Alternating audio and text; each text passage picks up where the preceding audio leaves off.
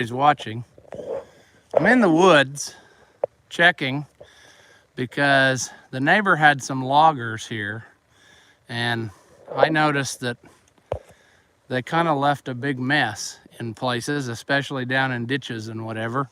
So I thought I'd come out here and check and see that they did stay on their side of the line, and it does look like they did that. I've been walking that way. So here's my side with nice big trees, and here's their side, totally destroyed, all for a few dollars. So that's nice, but it's not my problem. It doesn't belong to me. They can do what they want. The thing I do worry about, though, is whatever is going to cause me problems later, like trash being piled in the ditches, which are not going to let the water drain, and it's probably going to back up on my side. But that is what it is, I suppose. I see several places. I let them cross over on mine to get to another piece, and they left the ditch packed full of driveway. So I guess I will have to go dig that out myself, which is always nice when you get work created for you by someone else. But they did leave my trees alone, which not all people would do. That one, I would say that either another tree caught it or the wind blew it down. Probably ought to cut that off to make sure no one gets hurt. But I am glad that they found my ancestral fence back here, I guess. So they had something to go by.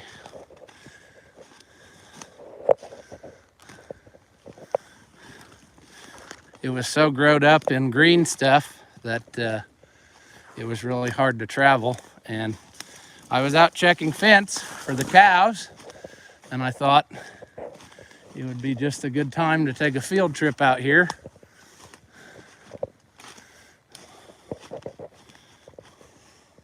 And that way, if something kills me on camera, at least maybe you'll be able to tell the police where to find my body. So anyway.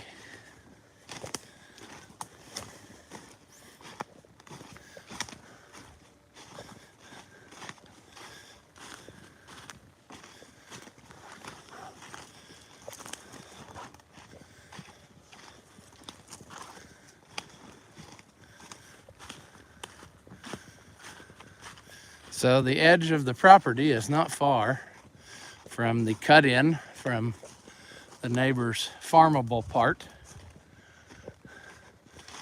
But this is pretty wet back here, generally.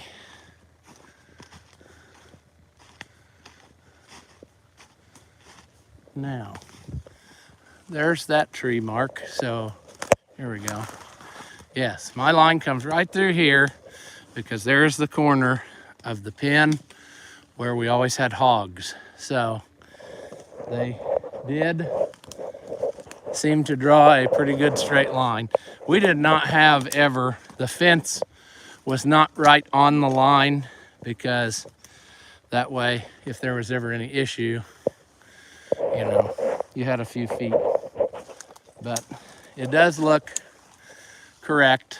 So, and I'd say this big tree is right on the, yeah, there's it is. The fence is right in it. So technically, probably, part of this tree is on that side and part of it, you know.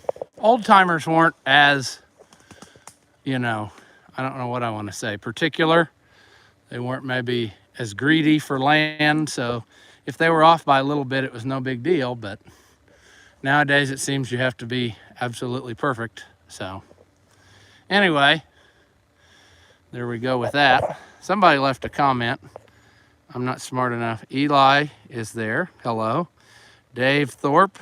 Hello, brother Dave, the cockshut guy. That's good. I am not on a tractor currently, but it's on the other side of the trees. I've been walking, checking this out. So I eventually would like to put a fence all the way around the farm, which I've said before, even in this part, which is not obviously the cows don't go this far. And the reason that Grandpa had for that was, for one, there's all kinds of creeks and stuff through there where you'd have to really get creative with fencing in order to keep them in. But the other thing is, he said he really didn't want to go chasing them from far away all the time, because you know, when it'd be time to go to bed, they would probably be on the farthest corner, hardest to get to place. So anyway, neighbors are in a huge property dispute. Yes, unfortunately, it seems like that happens a bunch now. I don't know why we can't just get along and everybody be happy with what's on their side, but that's the way it seems to be. And we had Glenn, who says hi. So hello to Glenn. This is riveting entertainment, I'm sure. A fat guy walking through a woods. I'm sure there's lots of bobcats and bears that are enjoying this, because I may be their next meal, but that's fine. And I did the right thing and didn't bring anything to defend myself, so, you know. I picked up a 2655 today, sort of like my 6195. Yeah, a little toy. Very good. Toys are just as fun as the real thing, sort of, but I do like toys. And if it was is it a 1/16 scale, or is it the little 64 scale one? I think I have a 64 scale, and I have that 2655 that is like a 32nd scale, maybe, but I don't have a 1/16 scale of that. I have several white 1/16 articulated tractors, so there's that.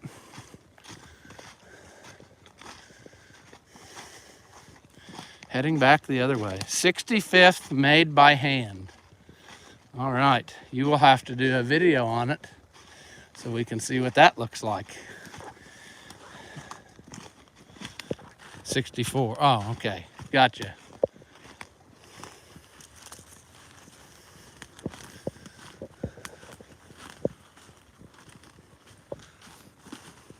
I also got a little white 4270. I think I have one of those too, the 1/64 scale one.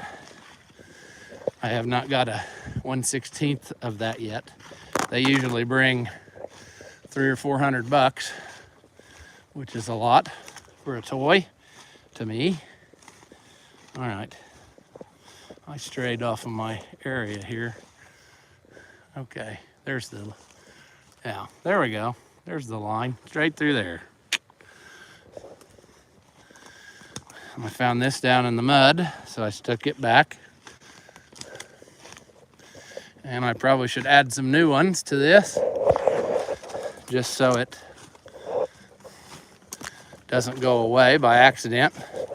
Although now that it's been logged over there, I really don't know why anyone will have any use to come back here. That's the unfortunate thing about logging your woods. Once you do it, it's over with. So, you know, you got that money one time, and then that's the end of that. There's another one. This is down in the part of the, like I've talked about before, where you could just practically push a 2x4 down in the ground.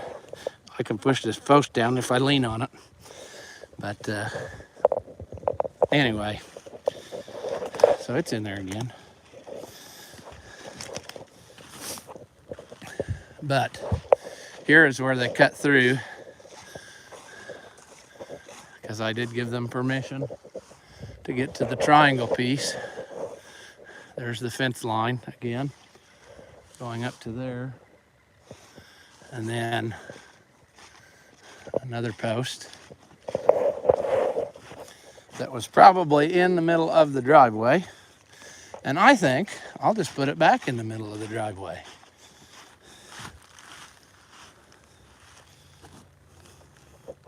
You look wet. We are very snowy covered up north. Well, we are not. We are wet, but we are not that wet. And what I mean is, it's been kind of drizzling, raining, but nothing to really make the ground back where it should be. So anyway, that's how that goes. So if we come up here to this corner, this should be the corner of my property, right on the edge of this creek, which is a good drop down there, probably, 8-10 feet drop to the bottom. I would say that that would probably hurt. So we're gonna try not to do that. Did you sell some timber? No, I did not. The neighbor did, and they had to cut through the corner of my property to get to the one piece. I am standing right on the corner. So if you see that way, that is mine, and that is theirs. And right here, there is only like that much gap to get through to that piece. That piece is kind of landlocked because of this creek. So they asked if they could cut through, and I said yes. And I figured I would just come out and see if I regretted being so nice, but I don't think it's too bad. You know, obviously they had to take out a couple little trees to make a path, but they did keep a good marking system. See, there's the line there. So, you know, if you're coming up here, I don't know how to make it make sense, but I'm standing on mine. This is all mine. This, from that edge of that creek to this tree, is all the space they would have to technically get onto this piece of land. So they cut through here and did their thing. So some crews are careful, others cut big ruts. Yes, well, they didn't, I wouldn't say they cut big ruts, but they did leave an awfully lot of trash that is going to be a problem. And I don't care if it's on somebody else's side, but the problem is all of this gets underwater whenever it floods. And when I'm talking gets underwater, I probably wouldn't be able to stand here and be above the water when it gets deep sometimes. We haven't had a rain like that for a long time, but what I'm saying here is, I'm trying to focus on my line again here. So, like this little piece here, they made another cut through to cross the ditch. Apparently on my side. I guess my side's nicer. I don't know. But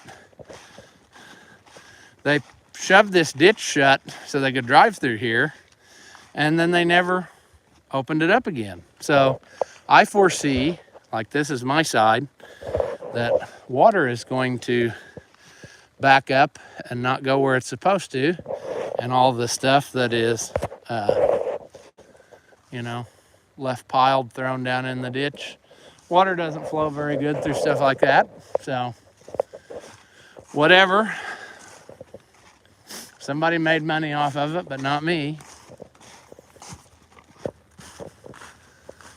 I was checking the fence for the cows, and that's what made me think I might as well jump out here and check on this, because, you know, why not? See, there's, you can see this was all trees, totally destroyed, nothing there, and piles of trash in places. What a shame to destroy your woods. And then what really lights my fire is when somebody will do this and they'll destroy their woods, and then I'll catch them on my side trying to hunt. It doesn't work that way in my thinking. If you cut down your trees, hunt on your own property. It's not my problem. I don't really care for people trespassing for something like that. And you might be watching this thinking I'm a real jerk, but that's just my thoughts on it. You do what you want with your land, and I'll do what I want with mine.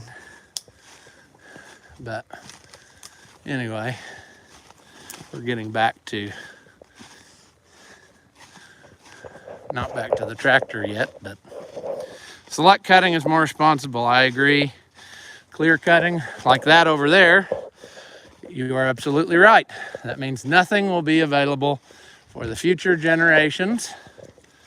And you have to remember, like these trees that they're cutting now, 70 years ago were the reject trees. That's why they're here. Probably about 70 years ago, this was all logged. And they left stuff. You know, trees like this now, of course this one's dead, but something this size is considered a good tree for what they're wanting to do. And back then, something this size was a reject tree. If it wasn't 3 or 4 foot in diameter, they didn't want it.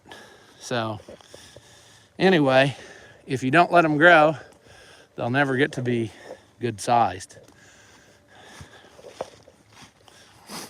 Do you think they took a 545 combine base when they made the 431? Probably they would do that because they did that with the forage harvesters. The forage harvesters are made of 525 combine pieces.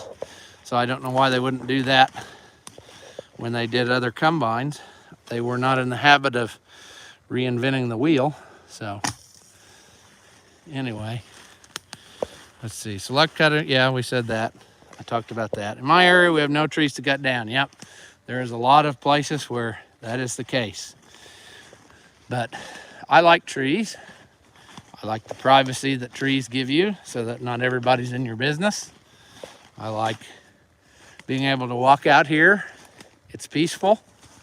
It gives good shade for the cattle, which is the main reason I do not have the fence like on the clear-cut open area. People say, well, why don't you cut all these back? Well, when it's 140 in the summer, I don't have to worry about the cows getting too hot. They can come in here. Anywhere I put them on this place, they can get to shade. So I don't have to babysit them quite as much.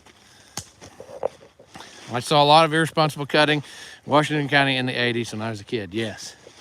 There was a time when people just did not think ahead or care. Some people are still on that wavelength, but like I said, it would be much better to take more time and cut the big stuff, I think, so that you still have a woods, and at least pick up your trash. I mean,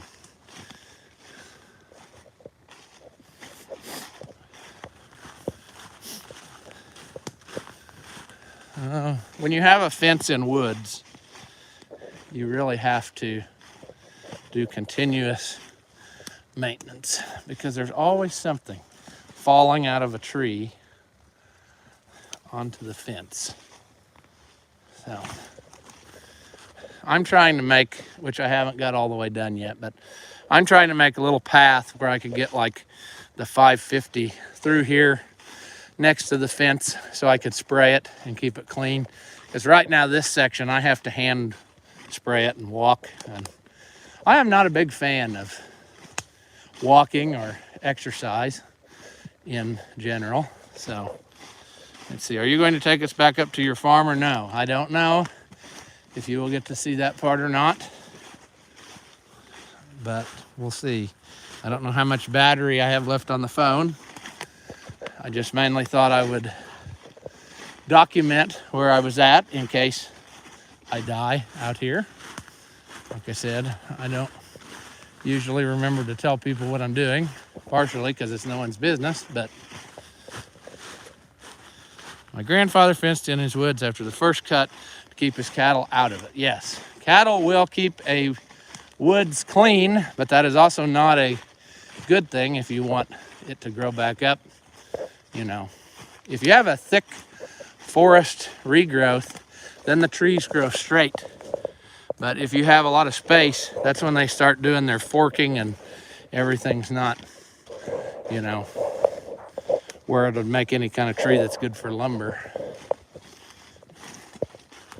But I haven't gotten real fancy with this fence out here. This is still operating on some of Grandpa's design here because, as you see, it gets knocked down by falling stuff, and you have to constantly do maintenance. Now, this should have electric in it, so I probably need to wait and go to this other end and find out why it's now laying on the ground.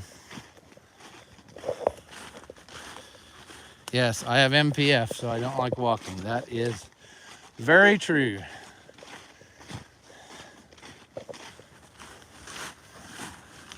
I need to go buy some lavender fence posts, I guess, to replace these, because I'm losing them at an alarming rate here. What is going on here? Good grief. Okay, it's all on the ground, which is handy because I brought no supplies and I need to jump across there to shut it off. So I'm betting that I'm probably just going to go back to the tractor and try to get some stuff to fix it. That's a mess. I don't know if deer did that or what, but trees like to drop their limbs. Yes, I'm glad we don't. I'm glad I don't drop my limbs either. I should come up to Rolog. I would love to see that show, but it's such a far way away for me that I just don't know if I can be away from home that long because, you know, cattle. What a John Deere. What a John Deere. Hi, Wisconsin Oliver Nut. I haven't seen you for a while. I've watched some of your videos, but I have not interacted.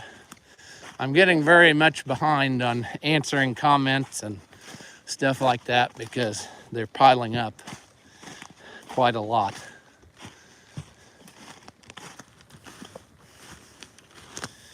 Oh, deer, yeah, deer, there we go, deer.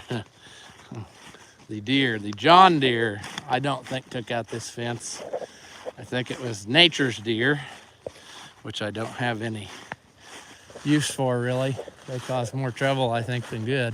The 550 is way over there, so I guess we'll go back to it.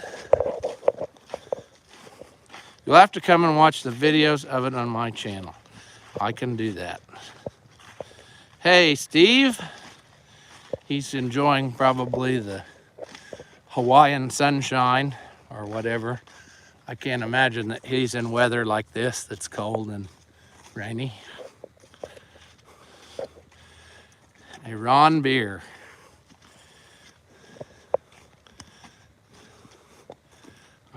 Sounds kind of like John Deere.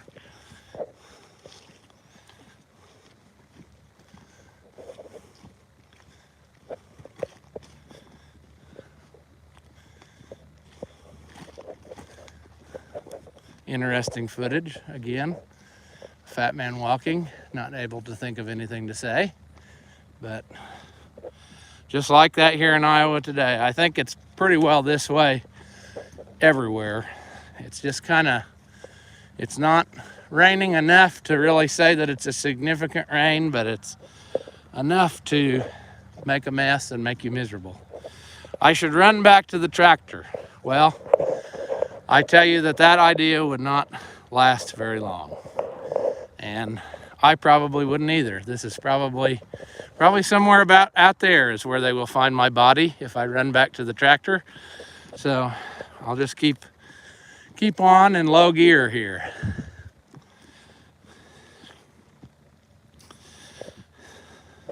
Snowy in northern Minnesota. Yeah, this time of year, I bet it is. It's the usual.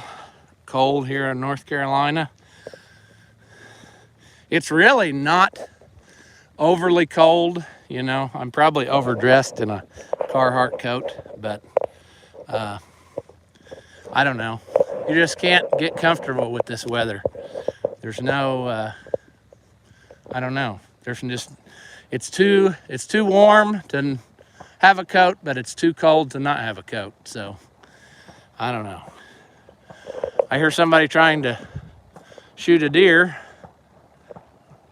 don't know if you can hear that or not, but it doesn't sound like they did too well. If you can't get it in 15 shots, I'd say go back to your pickup. Have any feral hog problems? You know, I don't know that I have ever heard of any around here, but I'm sure that there probably are. But I can't say that I've seen any signs of them in the woods or whatever. And nobody that I know around here has ever come up with one. But I know they are around in places, so it's very possible that, you know, they'll migrate up here. We have bobcats and things like that, so coyotes, that's a big thing. People go out and hunt continuously because they're always around. My pork combine is stuck out there. Yeah, your pork, I guess you meant poor combine, stuck out there in the cold. It is damp. Tracked down the original owner. That's pretty neat. Hey, Bandit. I just watched one of your videos this morning before I came out here. You and Craig motivated me to come out and work on the fence and the trees. Hey, how's it going? McLean Farms. It's going pretty good. Cousin Bandit.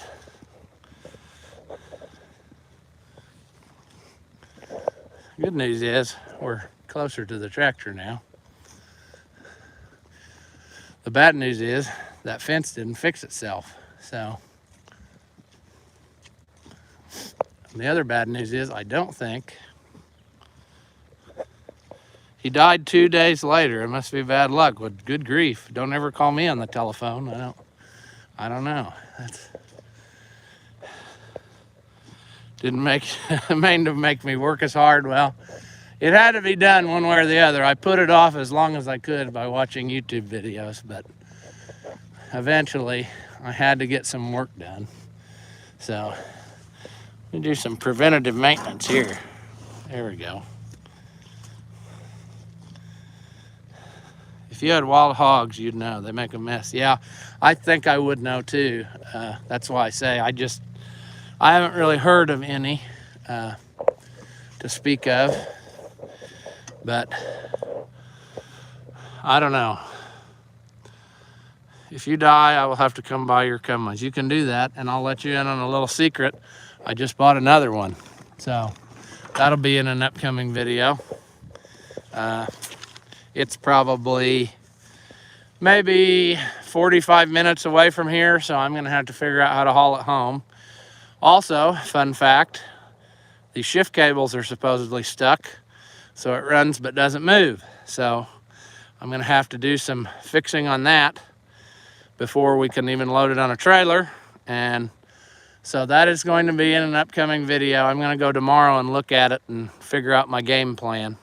It is a green one. It is a green 7300, which I believe has a 318 gas in it, I believe. I saw it one time years ago in person at the national show when it was down in Madison, Indiana, and it was all shined up. It would probably shine up again. It doesn't look as pretty as it did back then, but it's just been sitting.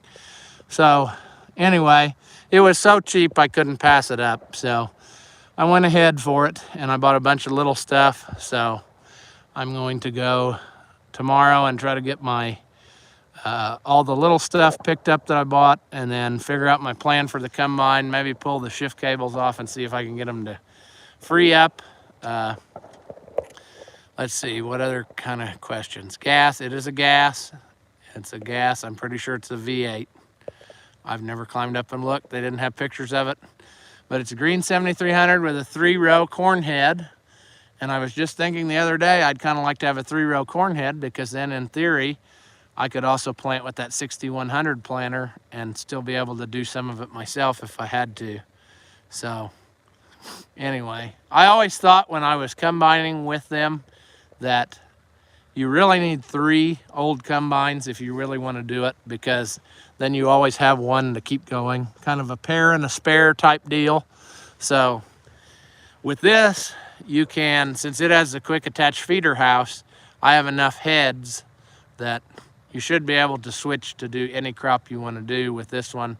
I'd like to get my red one going again, and it'll mainly be set up for beans. The 545 is set up for corn, so those two will like be permanently assigned to that task. And then the green one can be a floater. It can be whatever it needs to be. So anyway, I'm gonna make you go totally broke. Well, you don't have to keep up with me, you know. Don't keep up with the Joneses, because they're broke too. That's Dave Ramsey's advice. I have a Minneapolis Moline 2-row narrow picker. That's pretty neat, because I bet there's not too many of those around at all. Not just Minneapolis Moline pickers, but narrow. I mean, that's something. 7300 defined machine. I agree. They're very simple, easy to run, and they were the mid-range combine, so I think there's a lot more parts out there for them than there is for like the big one or the smaller one. So, you know, because the 535 is what became the 7300. So anyway, that's what I know. Mine will do wheat, barley, and winter wheat. Yeah, that's what I was thinking. I was thinking that the 430 and the 431 were mostly like small grain combines, and that's why you just don't see them around here. Because down here, if they can't also do corn, they weren't really much use at that point in the 60s. I could be the proud owner of it. Well, I don't know about that. I could be the proud owner of a lot of stuff. I can talk myself into a lot of stuff I don't need, but I tried to make the rule several years ago not to buy anything that wasn't an Oliver or White, because otherwise I'd have this whole place full of equipment, and I just can't do that. Other people need to enjoy it too, but I do save stuff when it is headed for the scrapyard, like that 2-in Ford, which I still have. Somebody did message me about it a while ago, so maybe it will be leaving soon. But Jake Ziegler had one he was restoring. He had a 7300 combine, because I know he has a 7800 combine that is restored. I've seen it out in videos of it. The last Oliver combine I looked at was a slant 6, but that or a 318 would be a good engine. I think, just off the top of my head without looking back up in the books, that by the time the 7300 came along, that the gas engine option was the V8, and you couldn't even get the 6-cylinder, but I might be wrong on that. I was thinking you could get the 318 V8 or the diesel 6354, and that one is the harder one to find, a green diesel. You don't see as many of those. Last combine I looked at, okay, I just answered that, I guess. But yes, the earlier ones like the 525, 535, and even the 545, I think, were a 6-cylinder standard machine gas, and then the V8 was an option. But I think by this time the 7300s came along, the V8 was the standard gas engine.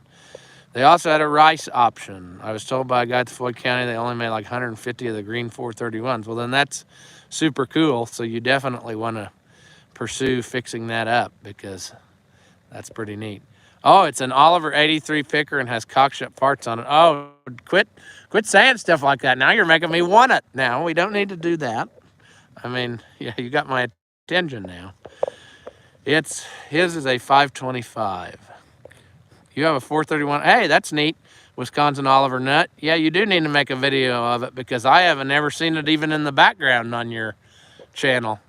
And I like old combines. I don't know why, just because too many people scrapped them, and I hate that. I like them because they're a very mechanical invention. They have a lot of stuff going on. Do you have an extra head? Eli is asking. Wisconsin Oliver nut, I believe. Yeah, Bandit, he knows. He's got my wheels turning, and that's dangerous. Ours has a Chrysler engine. They all had Chryslers. It's just between 6-cylinder and V8. The 6-cylinder was also a Chrysler, I believe. And then, like I said, V8 was the option, and then the diesel was a later on option. But actually, fun fact, the V8 gas was the big motor option, even with the diesel. The diesel was not as much horsepower as the V8 gas, according to the books. So if you wanted the one with the most power, you got the V8. But that might have changed in the era of the 7300. They might have up the diesel a little bit, but anyway. Eli, the original owner of mine liked it real well. It's in the back. I think my dad said the variable speed went out. That is quite a trick to get adjusted. I've done that several times because if it's made like mine, which I think it probably is, that part of it, you have to not only adjust it for up and down tension for the drive belt, but you have to adjust it for tension this way. And if you don't get everything just right, it doesn't want to pull good when you get in the mud or whatever. So anyway. I also have an Oliver lime spreader that's from the 88. Now, see, now you're doing it again. You're getting me all worked up about stuff. That's why I said I wasn't going to come out there and see you, because I knew that if I came out there, I would probably have to buy a trailer too to come back home. That's it. But a lime spreader is something I would be interested in if that is what I think it is, because I've missed out on several of those before. I know a guy with an Oliver spreader. It's the same as mine. Well, they made a lot like a 471 or the, see, I've got several. I don't know which one you're talking about. Are you talking about the 471, the 380, I think it is? I can't remember what, 280 I think is what mine is. And then I have a number 7. I can't even remember what they all are. You don't have a grain head. Yeah, what is that head that's on your combine? It's like a pickup head, isn't it, for like clover and stuff like that? I can't remember. Yeah, belts will squall. When you get in the mud, they slip. And if you're in the cab, you can't hear it necessarily very good.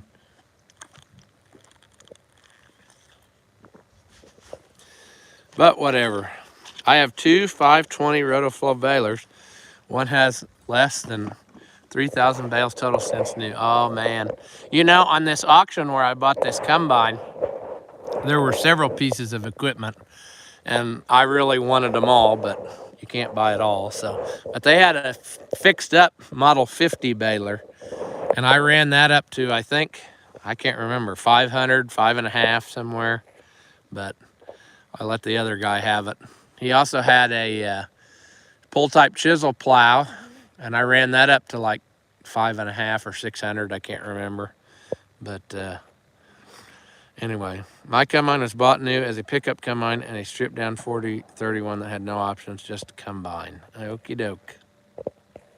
See, that whole pickup head thing is not something that took place around here either.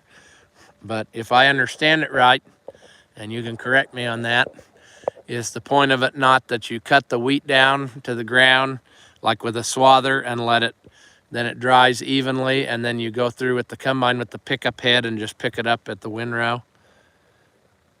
Get the right, yeah, okay, so yeah, clover, grain and clover, the same type of thing what I just said. Yeah, that's what I was thinking you did. You had a swather, which I missed out on one of those several years ago too.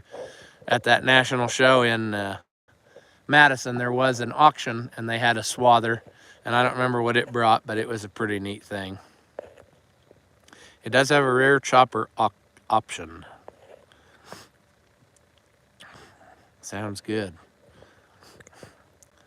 Well, I don't want to run, but it's getting dark out here and I've got other stuff I need to do. So I think we're going to call it the end of this one. I didn't get any other videos edited ready for today. I've been trying to do 3 a week, but that's proved to be kind of challenging at sometimes, to especially since I've been sick a lot of days and I didn't have a voice. So unless we were going to do mime videos, I don't think that, you know, pull the imaginary rope, I don't think that that would have done you much good. So today's about the first day that I felt like coming out and doing something. So all right, 702 Oliver for 750 by me, no money for it. So long, later dudes. Yep, see you Bandit, and see you everybody. I will see you in the next one.